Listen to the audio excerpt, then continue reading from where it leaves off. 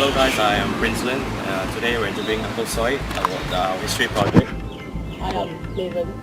I'm Darlene. I'm Lily. And I'm Hafiza. Let's go guys.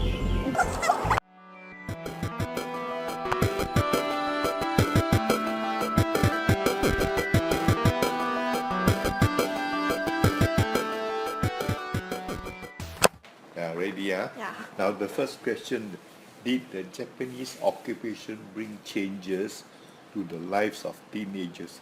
There were plenty of changes as far as teenagers were concerned. First, there is no law during Japanese occupation. Second, there is no order. Thirdly, there is no freedom.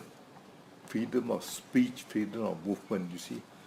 And during the Japanese occupation, there were a lot of wickedness and evil which the Japanese imposed on not only teenagers, all kind of people.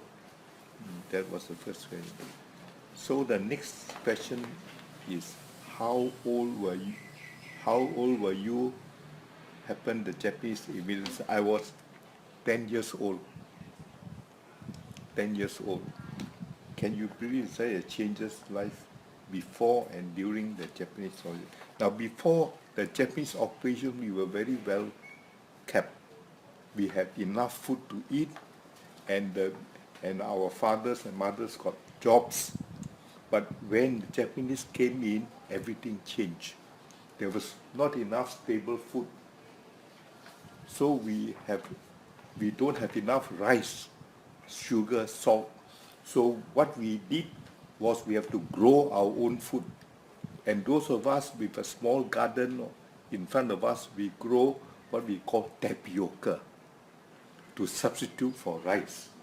So where there was not enough rice, we had to eat tapioca, sweet potatoes, and grow our own vegetables to eat. And that was during that time. Now, what type of propaganda tools was used during the Japanese occupation? Well, the Japanese are a very wicked people.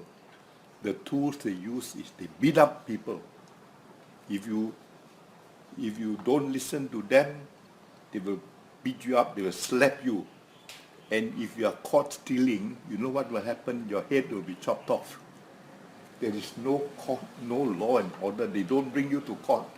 If you are caught stealing, there are a number of them, I remember, I think 7, during that time there were 7 Malays who were caught stealing from a Japanese camp. All they did was they chop off the heads, and what they did with the head, they put it in front of bridges. Kallang Bridge, they put one head. Newton Bridge, they put another head. And then at this city hall, one bridge, Anderson Bridge, another head. I can't remember the other head was put. One head at one bridge for people to see, for the people of Singapore to see, look, if you steal, this is what will happen. See? Then did the propaganda tools change the way you view the Japanese? Of course, such cruelty will change everyone. Everyone will be very frightened of the Japanese. Because if you are caught, God help you.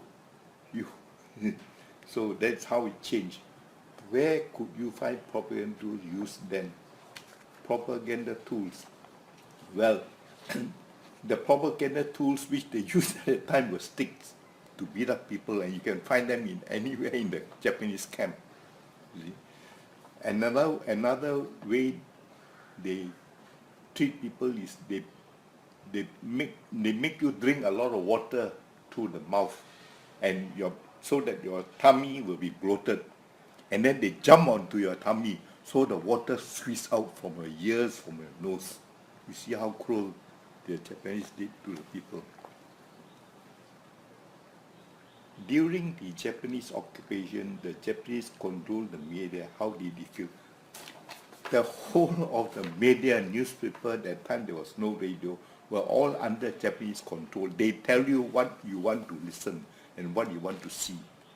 You see, that is what they did. They control everything, the propaganda, and whatever they want you to see and listen. The victory of Japan, That's what you got to see. But if if the Japanese were defeated, there won't be any propaganda. They won't splash out. See, that is what happened during the time. Education. Do you remember anything about the education system back then did you stop? Now, during the Japanese occupation, I did not stop schooling. I went to school. But what did I learn in school? Instead of learning English, I learned Japanese. And every morning, before you start schooling, you have to bow to the East, bow to the Japanese emperor, and sing the Japanese national anthem. Every child, every boy and girl have to do that when you attend the Japanese school. So I won't answer no because I went to Japanese school. So This one is whether when you didn't stop schooling. Or how did you feel having to study doing it? Well, I feel that there's no choice. You have to study Japanese. You see? Otherwise, you won't get food to eat.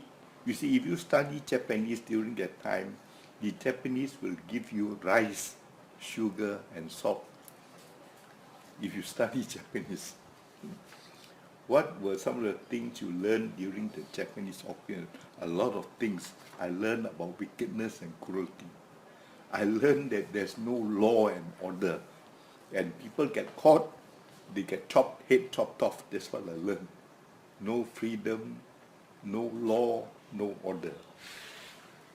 How did you feel when you had to learn the Japanese language? I can't feel like I got no choice. You are forced to learn. You see, during the Japanese time, if you don't learn, you get slapped. The Japanese are very fond of slapping people, you know.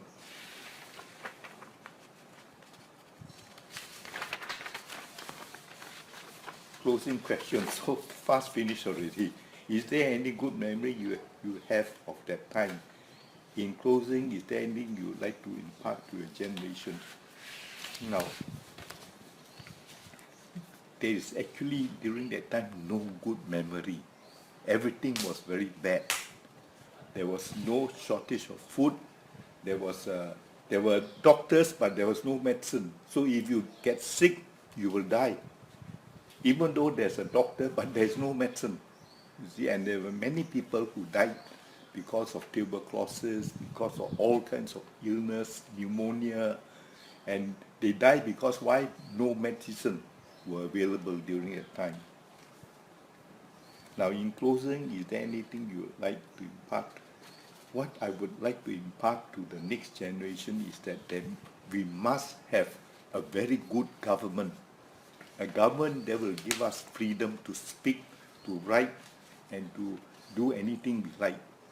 A good government is very important, you know, like now what we have, a capable and a good government that look after the people well. That is what we need.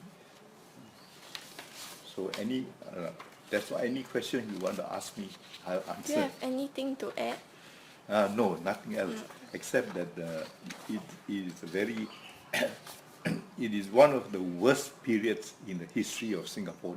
I call it the darkest period in Singapore is the Japanese occupation. Okay, thank you, Uncle. Yeah. Any question you ask, I'll try to answer. Thank you. So you understand? Yes. Is it okay? Okay, all right.